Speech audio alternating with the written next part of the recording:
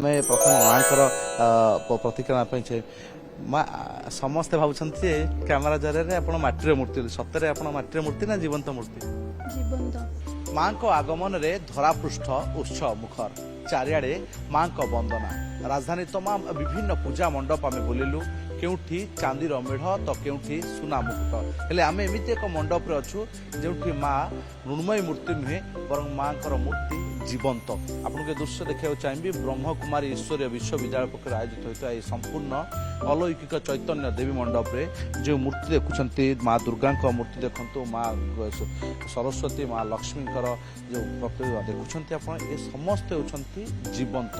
जड़े जड़े कलाकार जो मैंने निज निजर राजयोगे निज निजर प्रतिष्ठा को से बजाय रखिंट जोग मध्यम स्थिर हो रही एभली एक मंडप नियारा मंडप जो आप प्रति जो देवादेवी देखुं गणेश कहतु कार्तिक कहतु लक्ष्मी सरस्वती माँ दुर्गति नासिनी एमतीक महिषासुर समस्ते होती जीवंत जो मानक आप देखुं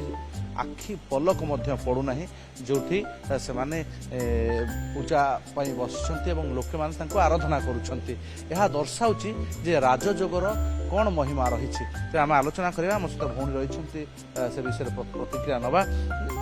सबुआड़े आम देखु मृण्मयी मूर्ति पूजा अर्चना चली किंतु जीवंत समस्ते प्रतिमूर्ति आम देखु जीवंत कौन यार उद्देश्य या द्वारा कौन आप प्रतिपादित करा ओम शांति आम समस्त को जनवाई चाहूँ जे देवी देवता से केवल माटीर मूर्ति नुहति से माने ही आमर पूर्वज पूर्वपुरुष तो आम भितर भी दैवी गुण अच्छे तो आम आम भितर जो दैवी गुण को जो जागृत करवा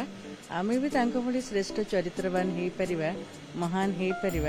आउ समस्त आम शुभ भावना शुभ कामना करा ये विश्व को आम भारत वर्ष को आम बहुत सुंदर सुखमय स्वर्ग रे परिणत कर स्थिर केमती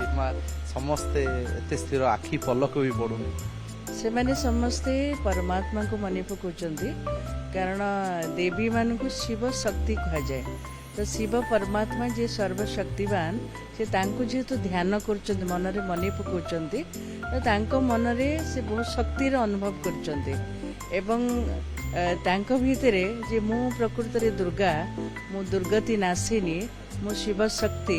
आ शिव परमात्मा ठार मत शक्ति मिलुची मु समस्त निज परिवार समाज से माने भी शुभ कामना करुचंती समस्त मंगल हो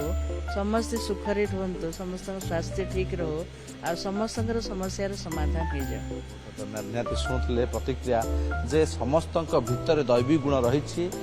ताकू प्रतिपादित कर जो माने आराधना करने आसी दर्शन करने आसछन्ति अनेक मंडप बुली थे सबुठी मृण्मयी मूर्ति कि जीवंत मूर्ति देखी केमती अनुभव कर माँ को मु तो प्रथम थर पे आसिली आसला परे एठी एक शांतिर अनुभव होची सबु जगह मु मूर्ति देखी एमती सबु जगह देखी माटी मूर्ति किंतु आज जिते देखुची चैतन्य मूर्ति तो मत ये केते शांति अनुभव होची मु निजे फील करि परची तो बहुत भल लगुच आनंद लगुच जमती कि परमात्मा शक्ति ये मते फील होची तो से सबु जगार एते गहली किंतु एते साइलेंस रे भाई भौणी मैंने बसी बहुत भाई भौणी मैंने बसचंती किंतु एटे एते शांतिर अनुभूति होची से जिनस को माने आनंद रे कही होनी ये होची आनंद एवं मन रे भक्ति निज भीतर थिबा दैवी शक्ति को जदि आपण विश्वास करूनांती भल से नजर पकांतु तमाम जो माने रहिछन्ते देवादेवी समस्त जीवंत एवं समस्त भीतर से दैवी शक्ति एवं निजर क्षमता बल रे राजयोग बल रे समस्त स्थिर होई रहिछन्ते किछि कलाकार प्रतिक्रिया नहीं परिबो आशा करबा किछि कलाकार प्रतिक्रिया नेबा पई जे प्रकृति से जीवित तो एवं जदि साधारण दर्शक मान जो चाहूथिबे जानिबा पई आमे प्रथम मांकर प्रतिक्रिया चाहिए माँ समस्ते भावुंटे कैमेरा जरिए आप माटीर मूर्ति सतरे आप माटीर मूर्ति ना जीवंत मूर्ति